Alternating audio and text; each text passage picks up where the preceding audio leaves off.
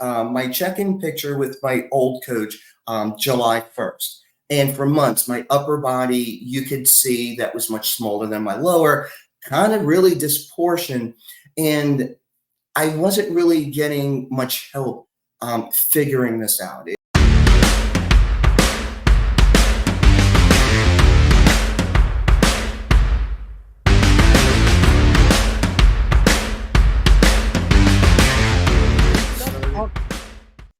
Hello, everyone. Welcome to Sup Talk Radio. As always, I am so excited to meet new guests, but equally excited to catch up with old guests. Our friend Cheryl Mears, professional female bodybuilder. It's been forever. It's so glad to see you. How are you? I'm doing great. I really appreciate you having me back on the show. I miss talking to you and, just the camaraderie and, the back and forth. We always have such great talk. I'm very excited to be back on. I feel like we DM, we text every couple of days, and it's good to finally see you live and in living color. It's been a while. Let's start off with talking Masters Olympia in Romania. How was it? It was so exciting. One of the things that I do have to share, though, is a little bit of sadness, if you will. Unfortunately, my mom passed away 2 weeks before. I don't know if I had mentioned that. I try to keep things like that kind of personal kind of thing. So it was a really tough prep because in June, as I started prep, and that's when she became terminal. So my life was work, gym, mom, until the end, unfortunately. So one of the things that her and I talked about was Masters, Olympia, going to Romania. And she goes, no matter what happens to me, she goes, you still do that show. Life goes on, kind of thing. So I felt good that it was in her heart for me to go. So she passed away about 2 weeks before, went to Romania. I was so excited, but I did have that cloud over my head. And I remember the flight up there was Linda Murray was on the same flight. And she sat right behind me. This is a true story, sat right behind me. Now, with my ostomy, I have to use the bathroom a lot. Right?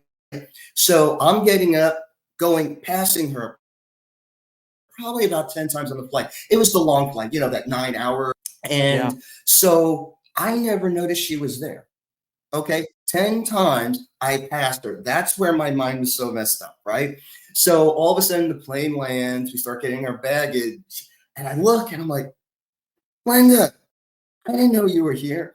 And she goes, Cheryl, I noticed you, but you were not here. She goes, your mind was somewhere else. She goes, I can tell. But she didn't know what happened, And it's funny how you don't see it, but others see it, So I'm like, okay, I got to get my head back in the game and stuff. I mean, I'm there, to have a great time and do the best that I can. So we get there, and Romania, it was just such a beautiful place. It really was.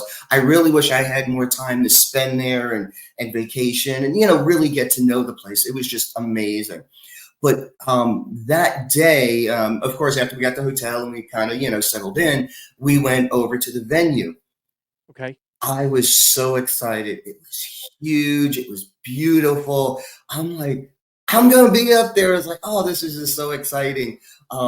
And all the ladies were wonderful backstage, Of course, there's intimidation because, I'm one of the smaller ones, and these ladies are all big and everything.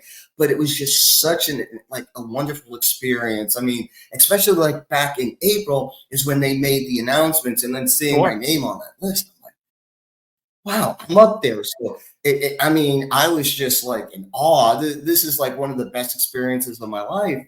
So, the show itself was well done. I mean, everything flowed very nicely. I was a little concerned, I've never been out of the States before. This is the first time I had a passport, going to a different country, all these kind of things. I was very nervous, but this whole trip it was amazing. Everybody in that country was so friendly. Just going to local stores and everything, because you've got to buy extra food and stuff like Yeah. that. And then the people that helped you with your makeup and hair and going on stage, everyone was friendly. I can't even remember one person who was rude. Everybody was just so amazing, out there. And so I remember going on stage, being a little nervous, just like everybody, little butterflies in, Sure. your stomach. You're standing in the line and they're doing, the first call outs. So they're naming the numbers and numbers. And all of a sudden they call 27 and that was my number. And I'm like, oh, shoot, I'm up there. I got first call outs. I'm like blown, this is like exciting. So I was very happy with that. But as a competitor, I wanted more. And Of course. so I got sixth place. I didn't get top five. I was like one placement short. And I really feel that if I didn't have the weight of my mom passing, I could have done much better. Or Okay. maybe I couldn't have. But I'm not using any excuses here. I'm just going through the emotions of always thinking about what could I have done better, kind of thing. Yep. And maybe there was nothing, but I was just very excited and, grateful to get first call outs. I mean, that means a lot. But the one thing they did say on the feedback is build that upper. You're small on Hmm. top, your bottom's fine. Just build that upper. But the conditioning was on point. The posing was really nice. It was really well done. That was basically the only critique, and I've had that before. So that's something that I'm working towards this year. And we'll talk about a little bit more of that, as we go along. But it was just the best experience, and I'm hoping that I get invited or whatever the criteria is for 25. I know that some of the Masters shows right now, if you win, you get, I guess, an automatic entry into Masters Olympia Hmm. for 25 is what I'm hearing now. But I don't know what the other criteria is going to be. I haven't heard much about it because even though there's a lot of Masters shows, there's not enough people or enough shows to fill that division gap, if you will. Like Sure. I Sure. think for women's bodybuilding in 23, I think there was 18 women, I Okay. believe 17 or 18. And there's not that many women's bodybuilding master shows out there. So they've got to do something with the others. Like maybe they'll say the top 10 can come back. We don't know. I'm Yeah. hoping because I want to come back. I mean, that would be, really amazing to go back to Romania and, fight for the title. I mean, it is just awesome. But it was a very great experience. And anyone who goes, it would not be disappointing. It is just an amazing, show. I can't say enough about it. It was just great, and seeing the fans and signing autographs and all that kind of stuff. It was amazing. So I could always say for the rest of my life, I'm a Masters Olympian. I've been there, and that's Gotta love exciting to it. have under my belt right now. So, Yeah, Cheryl, it's exciting, and are especially with there my yeah. I was gonna say, are there, like, in the masters levels, there's 35, there's 40, 45. Is there as many masters divisions for females?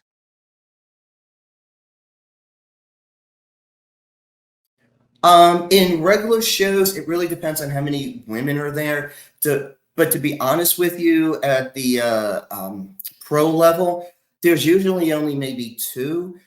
Usually, it might be 40 and 50. Some shows it's just over 40. It's just all masters, just lump us together. So it really depends on the show. Usually, Tampa Pro, they have multiple. They'll have like 45, 50, 55, and sometimes even 60, depending on, how many people they get. And then other shows I've been at, it's just been 40 plus, just one, and that's it. So, like I said, it just really depends. But Masters Olympia, it was just 40 and over. You're just all lumped together. And I'm hearing with the masters that they might incorporate it into the weekend of the Olympia, at least for the guys. I can't speak for the females, but that's what I'm hearing is they might incorporate it the weekend of the Olympia, Hmm. maybe 25. Oh, okay. Are you talking about the Brazil, the Eastern one? Well, no, I guess I'm hearing that for the US one, the one that goes on in the Vegas. Oh, okay, gotcha. I just wanted to make sure which one that you were talking about. Yeah, Yeah. that would be nice. That would be amazing if they would do that, bring it back to the States. But I heard in 25 they announced that it was going back to Romania. Okay. Okay. So now let's talk the new and exciting portion. You've got a new coach. We don't have to go into the what happened, but we have a new That's coach. correct.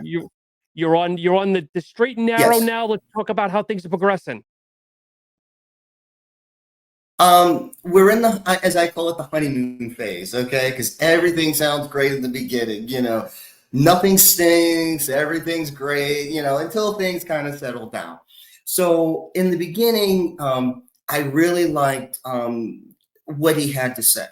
I'm very simplistic, but Okay. I expect results. That's the way I am. If you tell me do X for a certain amount of months and I'm going to get here, I expect that to happen because my work ethic is second to none. I go in the gym, I do what I'm supposed to do, and I even improve and find better ways to do things. So I'm a hard worker.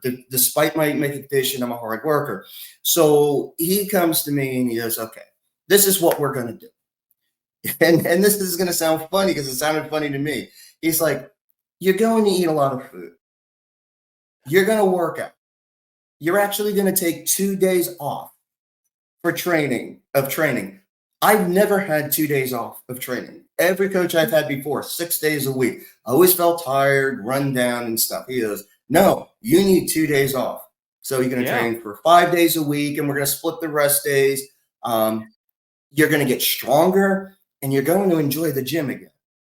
And I'm like, all right, all right. Well, we'll see what happens, And I'm like, the first week was a little bit different because I'm getting used to the workouts because it's not a cookie cutter program like I've had like kind of in the past where, okay, these are the things that I need you to do for legs and glutes and stuff like that. He talks to me. He goes, okay, I want you to do this exact, even though like a leg curl is a leg curl. He tells you exactly how he wants you to do it so you get the maximum benefit out of it. Right. And every couple of weeks, he adjusts my training to improve on where I need improvement. Okay. And that's brand new to me. I haven't had a coach do that in all the years that I've been, in this.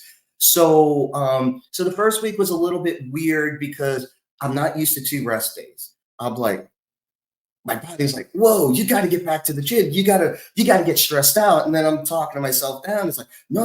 Listen to the man. Listen. So I'm listening. So, okay, great.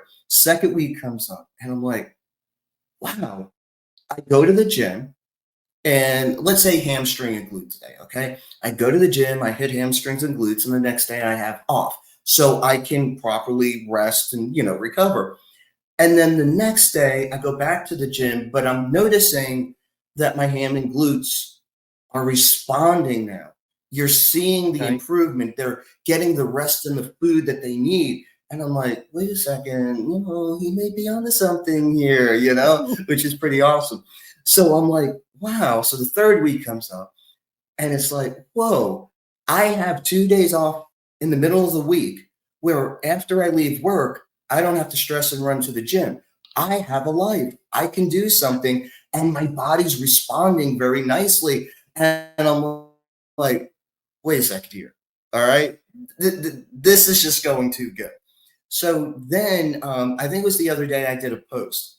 So it was my check-in picture with my old coach, July 1st. And for months, my upper body, you could see that was much smaller than my lower, kind of really disproportioned. And I wasn't really getting much help figuring this out. It was very frustrating. And that was one of the reasons what led me to part ways because I just needed to improve. And I'm the kind of person that I'll come to you, I'll ask you for help. I'll almost beg. It's like, please help me. But at the end of the day, if you kind of ghost me or just kind of ignore me, what Yeah. else can I do? So now I'm in a new plan. So all of a sudden I do some check-in pictures. And he is not into check-in pictures. He's into I see you face to face, FaceTime kind of stuff. Yeah. and talk to you. And I haven't gotten this kind of attention before. Everything was either email check-ins, really just Hmm. email check-ins. If I had the time to go to my coach's business, I would, but I'm a very busy executive.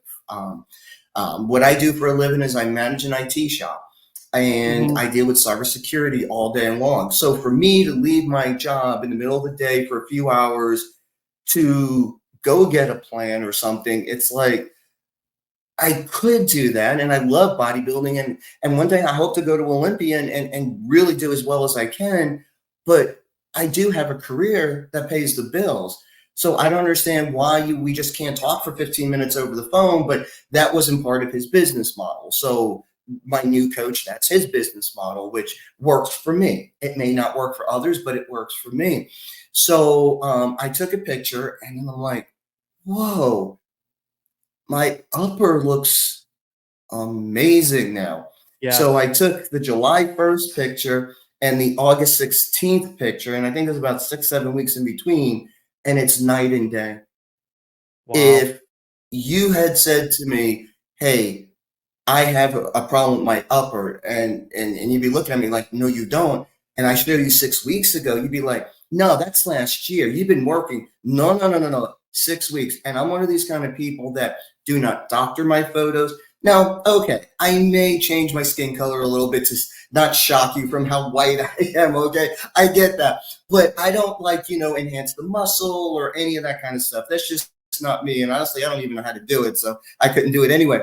But it was amazing to see that kind of difference. And it's all in the training, because if I wasn't able to do this, I wouldn't have gotten this far. So it definitely is the training and the attention to detail that I'm getting now. And this is the kind of stuff that makes me go goo goo. I love this kind of stuff. I love talking training. I love geeking out on it. I always try to get better, and I could sit here all day long and talk to anyone.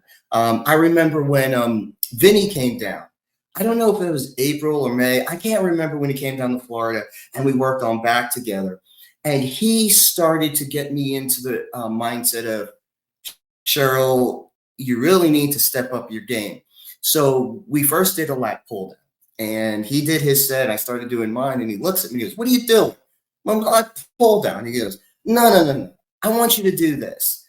And I'm like, "Dude, this is what I've been doing all this time." And he goes, "Well, yeah," just kind of looked at me.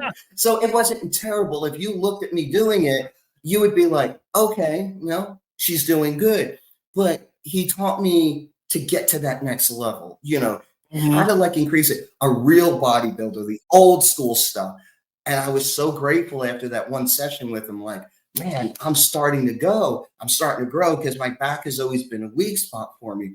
And within a month, you know, kind of like with his direction, with that one training session, my back started to kind of take off. And I'm like, this is amazing. And now with the coach that I have, we've even leveled up the training, and now I did a post with my back, and people are like, whoa, this isn't you. And I'm like, no, this is me now. And it's just from all that training.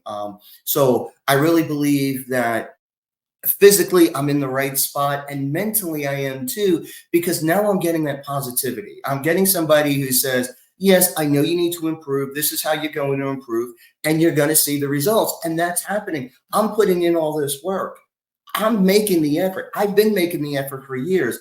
I just, as what I feel happens is that you get to a certain level, and then certain people just plateau with you. If you Hmm. if you understand what I'm saying, it's like, Yep. this is all I'm going to give you because I think you're good enough. And that's great, but I want more, and I Yeah. deserve more. If somebody comes to you and says, I want to try harder, help me grow and help me, move on. As a coach, I think you really need to put that effort in. And if not, just be honest and say, no, I think you're good where you're at, or I just don't have the time, or whatever it is. But, I see it happen a lot where people get overlooked, ignored, or whatever.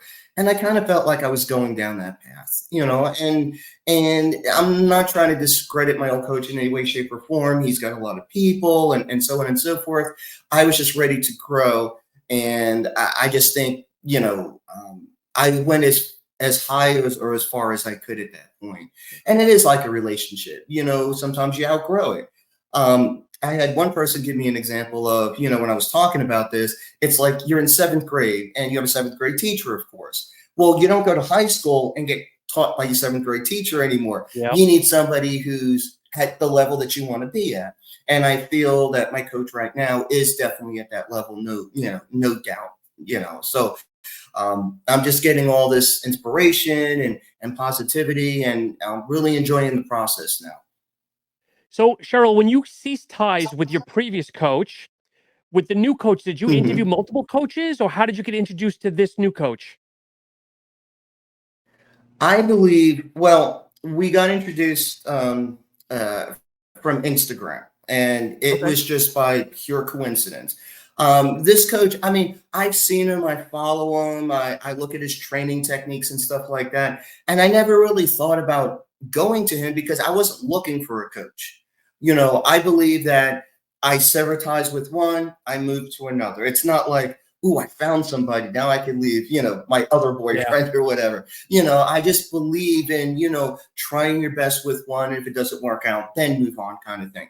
And so I already made the decision mentally, like, this is going to happen. I wrote the goodbye email, all that kind of stuff. So I'm basically there, kind of thing.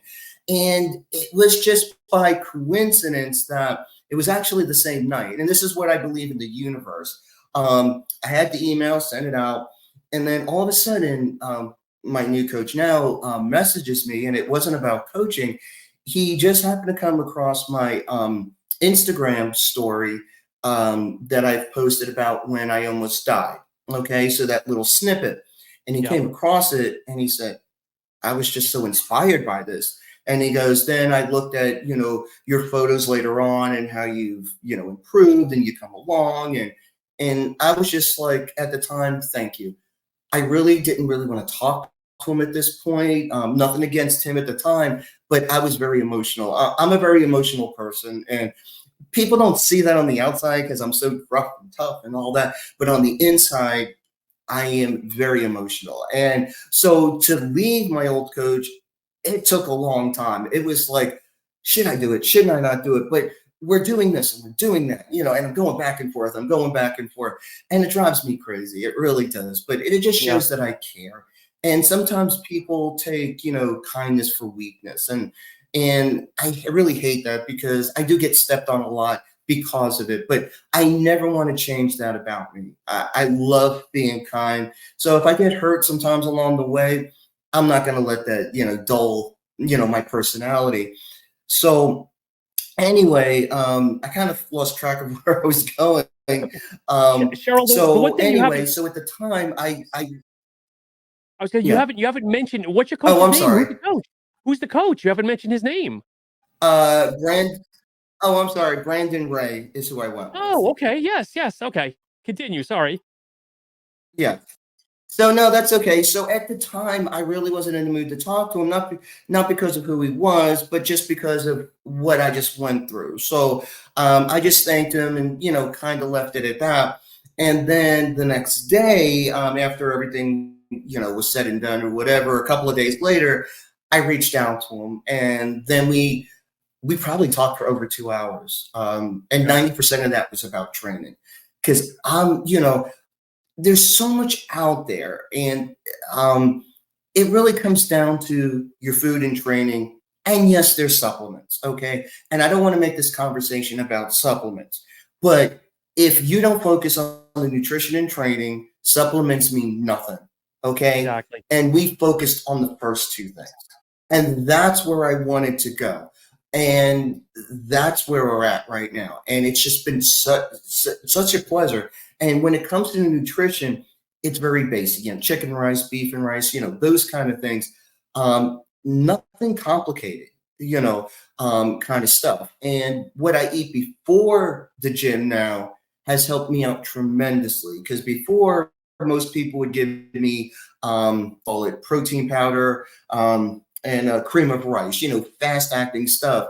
And he's like, Yep. no, no, no, no, no. You need beef and rice. You need some meat so you can start growing some muscle. And I'm thinking, dude, it's going to hurt. My stomach's going to be full and all that. He's like, no, no, no. Don't worry about that. He goes, you need food to withstand your training. He goes, you train hard, right? And I'm like, yeah. And he goes, you probably get hungry in the middle of your workouts. And I go, all the time, but I'm told drink some intra carbs, you'll be fine. And he goes, no, no, no, no, no. You don't want to do that. You want to gain that muscle from the food. And I was very pleasantly surprised. It's working out very well. So the change was great for me. This is what I needed right now. I mean, maybe I needed it last year, but again, I believe in the universe, and this came right to me because I look at it as I could have left my old coach, but then who would I have went to? I'm not the kind of person who has to have a coach. It's not like my life's over if I don't have somebody who's telling me what to eat and how to work out. Because Yeah. for the most part, I know that, but I need that person to guide me and help me get better. I don't need them to hold my hand. I'm good. You know what I'm saying? So if I was going to be on my own 3, 4, or 5 months or even a year, I'd be fine. I'd still be producing and gaining. I just wouldn't do it as maybe as effectively or as quickly as I would with somebody who guides me in the right direction. So I really feel that I'm there, and I have a feeling that 25 will be a tremendous year for me. It's going to be, you're going to look at my pictures from 23 and 25, and you're going to go, this is amateur, and this is that pro level that we've been waiting for her to have. So I really think you're going to see a major improvement when I get there. So I'm excited Cheryl, about it. so you mentioned with the food, are you eating more food or just different foods? Because I know obviously with your ostomy, you're on certain restrictions. Yeah. Yeah, and honestly, it's not much different. My previous coach was more into flavors, kind of thing. Like one thing that a lot of people like, but I could care less for. He would do rice and beans and Quest chips and beef and mix it like a taco and give you all that flavor. I could care less. That's too many ingredients for me. You know what I'm Yeah. saying? Just give me beef and rice and I eat it. I don't want to do all of those kind of things. So that's basically the difference. It's just your basic food. And like I told my coach now, it's like I can eat this, day in and day out. And if I want a cheat meal, I come to you and say, hey, I'm going to have a cheat meal. I have a cheat meal. I get back on the plan. I'm not into having a cuisine for my meal prep. You know what I'm saying? To cook a little this, a little this.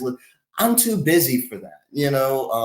I'm the queen of the crock pot. I put my chicken in a crock pot. I put my beef in a crock pot, rice in a crock pot.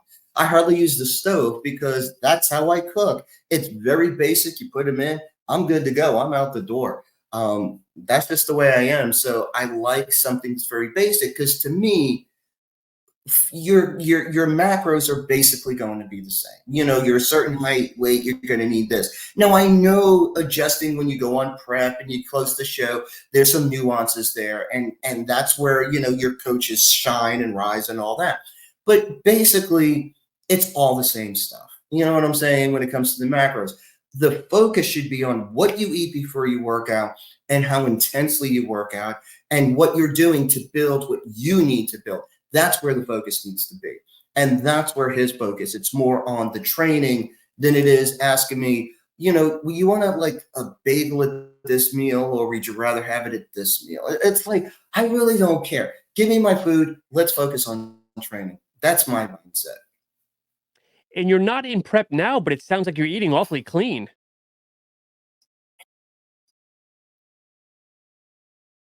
I always eat clean, even in prep. Okay. Always eat clean. The only thing that I'm eating, if you want to call it dirty, is my post workout carbs are Pop Tarts, and I've never had that before, which I thought was Okay. interesting. And so I'm like, oh, Pop Tarts, that's gross. Well, I'm getting to like them now, So that's really the only dirty thing that I eat, but everything is clean. It's just oatmeal and eggs and your rice and your beef and your chicken. That's it. I don't do veggies. Every coach tells me you got to do veggies, and I just go, I'm not doing veggies. and they put them on the plan, and I don't eat them. And it's not that I'm stubborn or anything. It's because of my condition. I don't want to have anything get stuck in me, so I avoid it like the plague. That's the only reason why I don't eat veggies.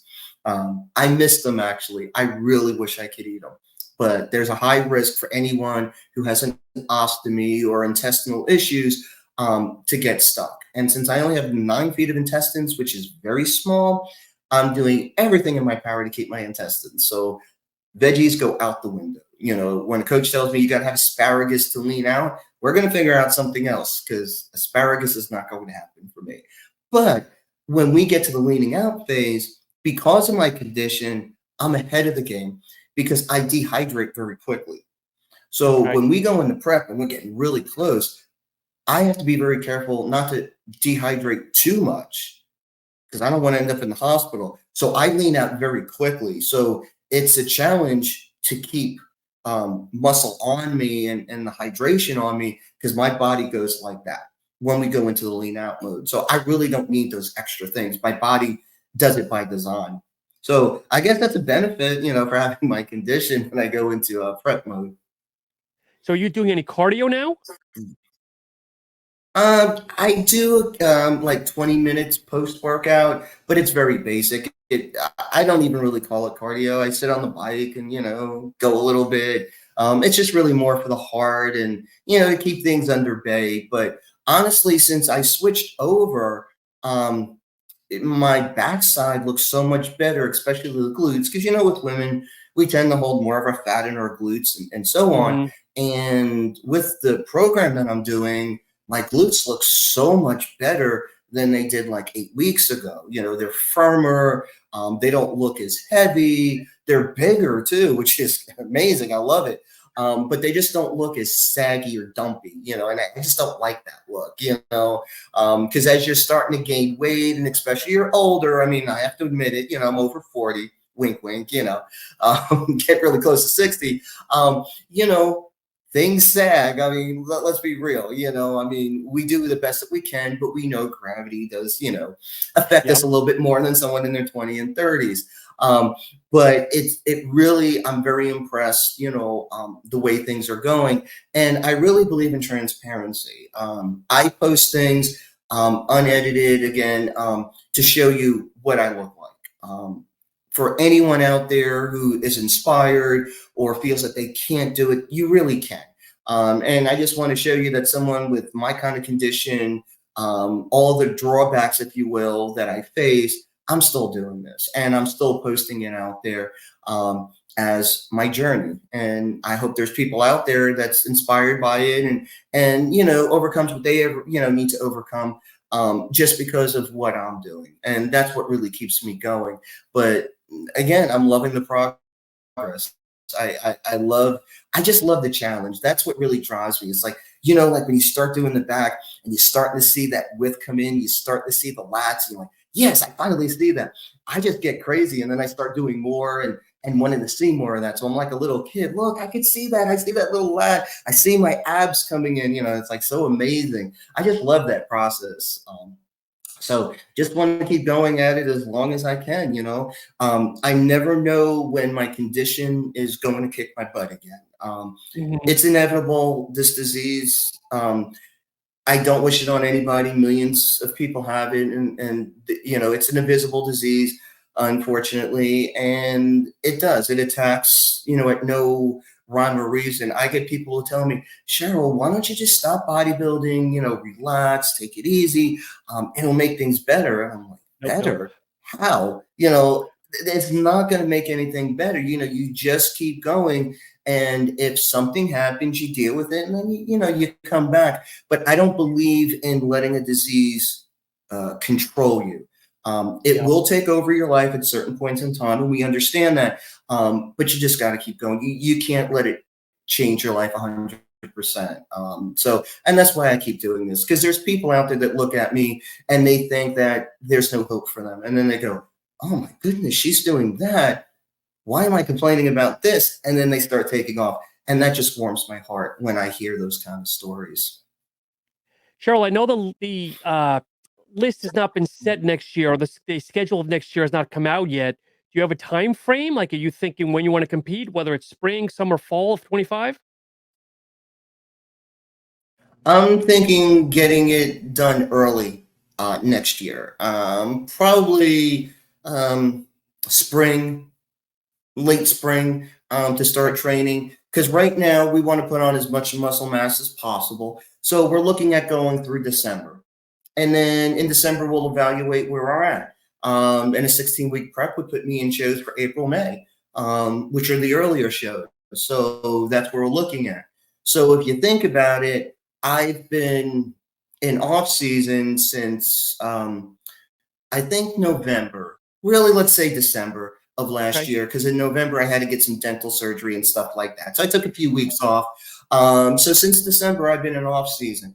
Now I did start prep um, about 8 weeks ago. I did 3 weeks of prep, but then when my body wasn't coming in and my upper was still small, and I had to make that harsh decision, and it really upset me, not just coach wise, but personally.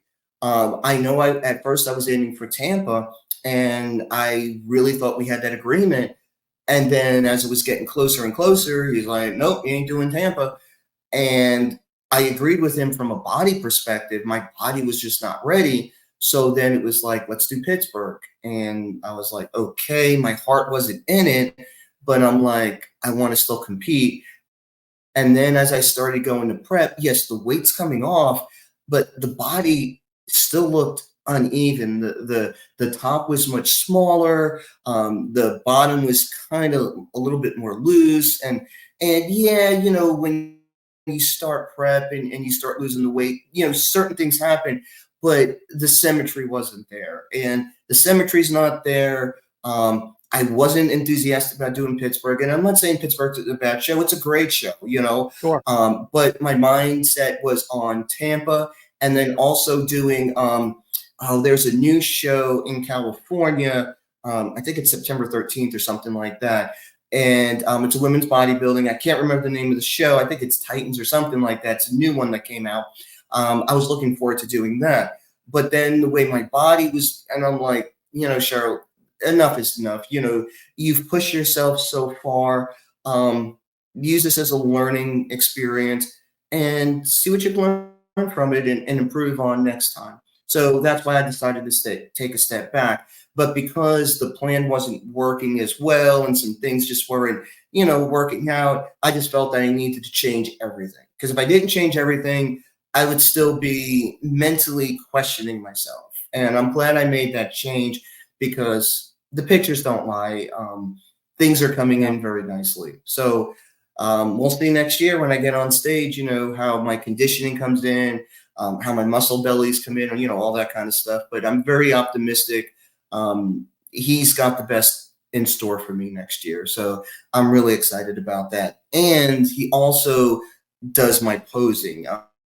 Every time we meet, we're tweaking little things, we're improving and this kind of thing. And I really like a coach that spends that much time with you, telling you what you need to do, and you practice it. And fortunately, I have my own posing room here. I've got my own, yeah. So it's all black. It's got the mirrors, in front of the wall, it's got mirrors. And then in the back, it's got that overhead mirror, so you can see Nice. up. So I've got that in my back room. So I'm in there a lot of the times. So I'm fortunate to have that. So it's just a matter now. I just keep practicing and getting the right tips, the right cues. He's really helped me out a lot in these just few short weeks. I'm just amazed. Even in the posing, he said my posing was good. It wasn't like it was awful or anything like that. Because there's some people that they have no clue. So he's like, no, you aren't one of those people. But we want to get you to that Olympia level. We want to get you that to the elite level. And these are some kind of tweaks and things. And these things make a major difference. So I'm very grateful for that, that he's providing me.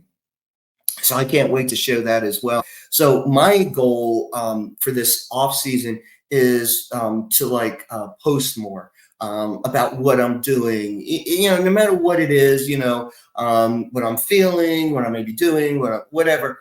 I just want to share more of what I'm doing this prep. And last year I didn't because, my mom was terminal Sure. with cancer last year. So when I was prepping for Masters Olympia, start of June, that's when it happened. So my life was work, gym, mom, Yeah. and I would never change that. Family comes first. So to really do any social media or any sharing, I kind of felt bad that I didn't, but everyone understood. That comes priority. Family's always first. So that's why I really didn't share much. But this time, I definitely want to share more, especially now that I'm on a good path and things are going well. I want to share that with people. So I'm always into sharing. I love, my experiences and what I learn and just give back because I always believe that you should pay it forward. Cheryl, you obviously leave everything in the gym. You train crazy. When you're out of the gym, do you do massage, Yes. cryotherapy, cupping, anything to keep the body healthy? Yes, yes, yes, yes, yes. I won't say I'm a fanatic, but my bank account shows how much I spend on all of this kind of stuff. Because I believe in it, and especially as you get older. Believe me, I hear some people like they don't even work out and they get up from the chair and their back hurts and all that kind of stuff. But as a bodybuilder, we have to realize, especially when we get older, we've got to work out the trigger points, all of those kind of things, or we're not going to grow, or we're just going to, keep getting hurt. So it depends on what I'm feeling, Hmm. like at a month's time or 2 months. But I always have somebody that does body work for me. So I may go for a few months to do body work. And then I have a regular chiropractor that I'll go to get adjustments and different things like that. Then I got somebody who does deep tissue massage. Um, so the person who does the body work for me, they also do the cupping and the grafting. So, they're like an Right. all-in-one shop, but they don't do the adjustments. And because of a limited time, they're not going to take the time to do a deep tissue massage, kind of Hmm. thing. So I have multiple people that I go to different times. So it just depends on what my body needs, but I'm getting worked on every week. And I have my own massage chair at home that I feel like I'm in like an old lady. Like I get up in the morning and the first thing I do is I grunt, I go, kind of thing. And then I go right into the massage chair and then I pass out and I go in there for like 20 minutes and let it massage me and kind of, wake me up kind of thing. I've been doing that for a long time. So I got that. I have the compression boots. I've got the compression arms. So I use that a lot of the times. And then I also Right. have my own grasping tools. So I'll do like my delts, chest, of course, areas that I Sure. can do. I'll do my quads, but you'll never do them as well as someone else will do them. So these are just trying to keep things at bay. But these are all things that you have to do. I also do the Epsom salt baths as well. I Sure. go into Love a those. mode with those because it's such a pain that fill the tub, put it in. It's just time. So, sometimes I'll do them like for 2 weeks in a row and then I'll stop, because there's only so many hours in the day. So I pick and choose what recovery tools that I need. When it comes to cryo, I don't do cryo as much. Um, I like the heat more than the ice, just because cryo is going to minimize your growth. It's great when you have so much inflammation, you got to use it. But I try to avoid it. So, because I'm older, my muscles don't grow as well as someone younger. So I try to do as much as I can to keep that process going. But yes, I do everything under the sun to keep my body going. Awesome. Cheryl, I had a question come in here, which is very thought Yeah. provoking. What is the most impactful moment of your Mhm. life that made you who you are now?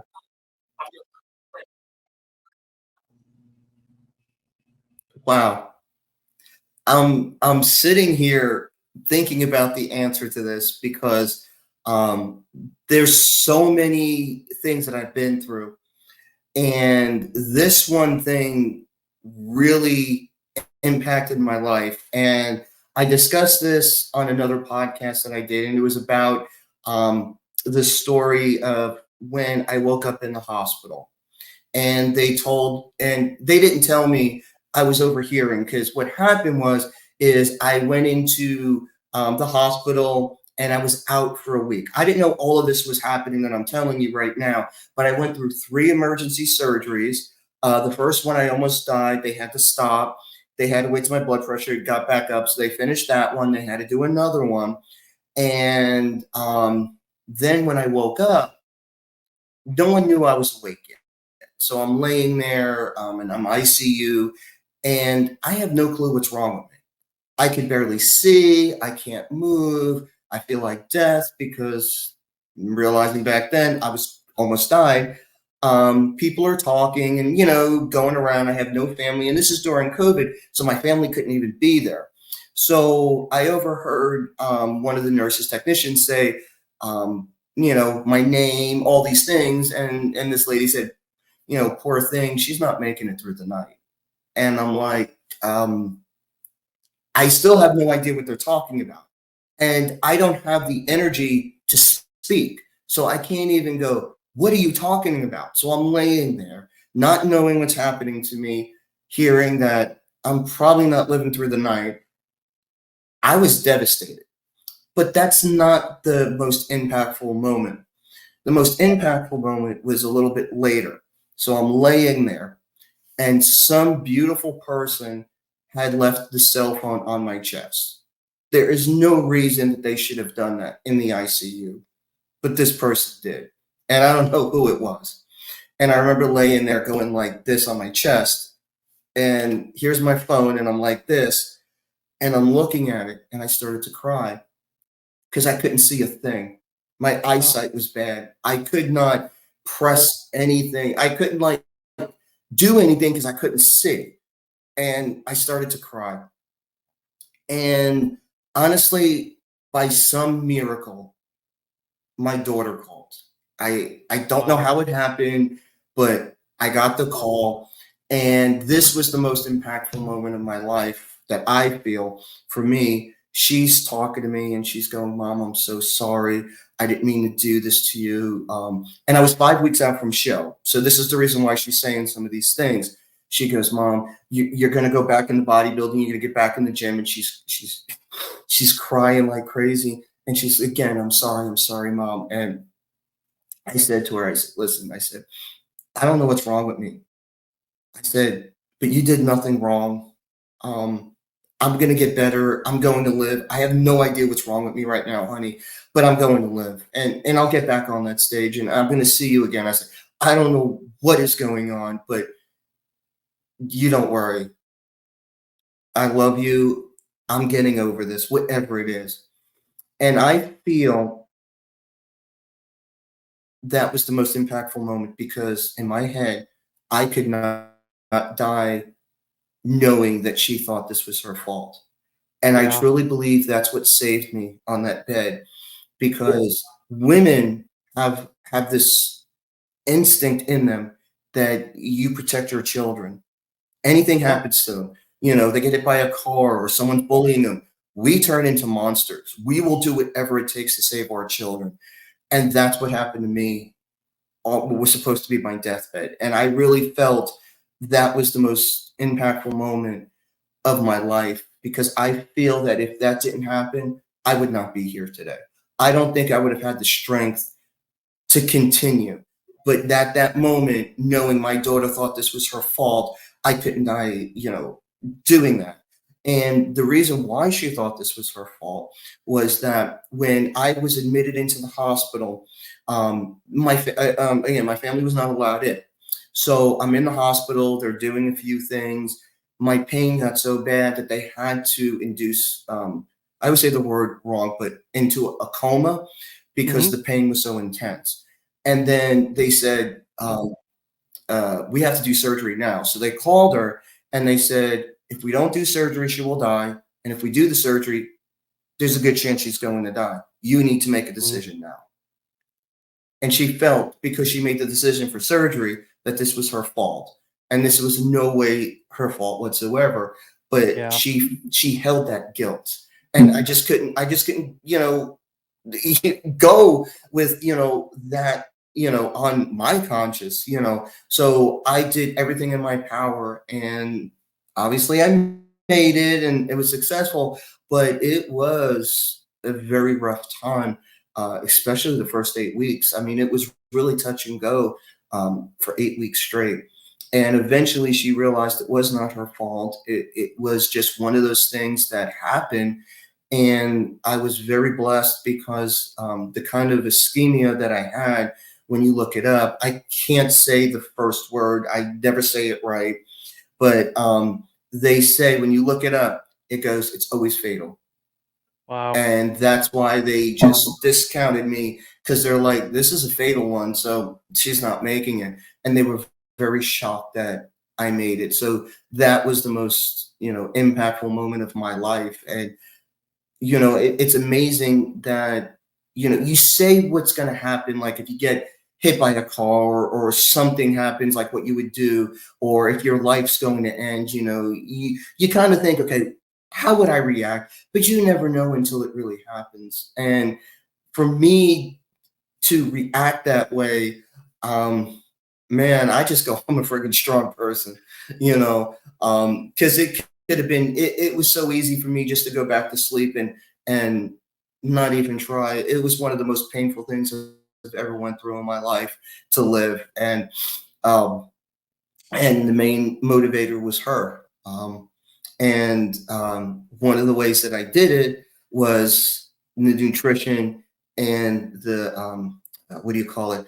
The basics that we live by with bodybuilding. Yeah. Nutrition and exercise. And the first thing that I did was I knew it. See, the thing is when you practice something, okay, just like you go through prep and you practice something, when it comes game time, you do it because it's intuitive to you. So Mm-hmm. for me on my deathbed, it was intuitive for me to eat clean. I knew eating clean would save me, or it's got the best chance to save me versus eating crap. Yeah. So when it came time to start eating again, they were giving me mashed potatoes and gravy and all this disgusting stuff, and I refused to eat. And they were like, Cheryl, you have to eat. And I said, I know I have to eat, but I'm not eating this. So I had the nurse text my daughter to get me protein powder and protein bars. And so she got them. She left them with the security guard because I wasn't allowed to see anybody, and they brought them up. So every time they brought up a meal, if it wasn't something I wanted, I'd have my shake or my bar. The whole time I was in the hospital, I refused to eat that garbage. And I really feel what I learned from bodybuilding before this happened really also helped me, because I knew that right now the quality of food is the only thing that's going to save me at this point. And it proved that that worked. So when people say, you're really strict or whatever, my life depended on it. So I believe in it. So trust me when I say I really know what I'm talking about, because I lived through it.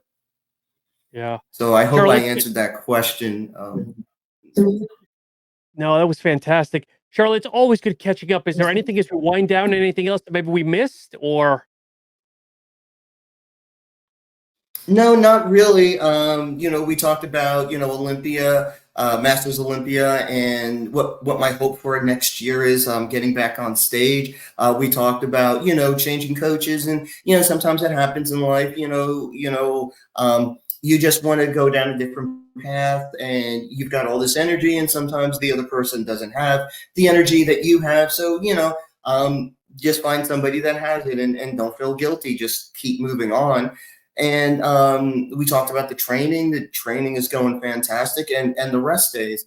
My body's recovering so nicely. And for anyone out there, that is so important. Putting in the effort, getting that stimulus in the gym, and the rest combination is so important. I think people kill themselves too much in the gym. I used to be one of those, but you got to give it a try. Just giving that right, combination. So I think we covered everything. And this year, it's been a little bittersweet not having, well, I won't say bittersweet, but it's been a little bit sad not having my mom here.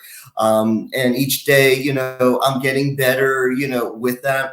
So I think that's why I was a little slow in the beginning this year, because I'm used to her being around the corner from me. She lived Yeah. like less than a mile away, and I could share those things with her. And it's hard not having that person. But we move on, and it's not that she's gone. It's just a different relationship now. So I totally believe in that.